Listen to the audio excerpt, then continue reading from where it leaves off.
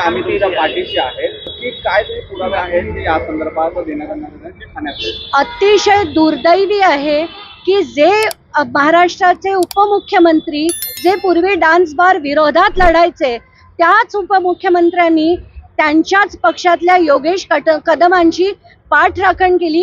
खरं तर त्यांनी स्वतः जाऊन तो सावली बार बंद करणं गरजेचं होतं। त्याचे जे व्हिडिओज होते ते देखील त्यांनी बघितले असतील। तसं न करता अशा व्यक्तीचं समर्थन करणं याच्यावरनं स्पष्ट दिसतंय की त्यांना डान्स बार चालू ठेवायचे। माझ्याकडे जसं मी योगेश कदमांविरुद्ध बोलले तसे नवी मुंबई ठाणे या सगळ्या भागातल्या डान्स बारचे डिटेल आले। 15 डान्स बार ठाण्यात चालू आहेत आणि एका वेळेस जवळजवळ 35 ते 50 बायका। खरं कायदा म्हणतो की 5च्या वर कलाकारांनी तिथे डान्स करता कामा नये, स्टेजच्या खाली कोणी उतरता कामा नये।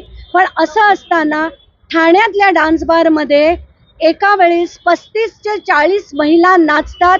त्याचे व्हिडिओज आणि सगळी माहिती मी गृहमंत्र्यांकडे पाठवली आहे, म्हणजे गृह राज्यमंत्री नाही गृहमंत्र्यांकडे पाठवली, ACS होमकडे पाठवली, श्रीखर परदेशींकडे पाठवली। सगळ्यांकडे मी पाठवून त्याची चौकशी लावून घेणार आहे। आणि दुःख असं वाटतंय की हे डान्स बार आणि तिथल्या गैरकृत्य बंद करण्याचं सोडून आज एकनाथ शिंदे त्याचं समर्थन करतायत।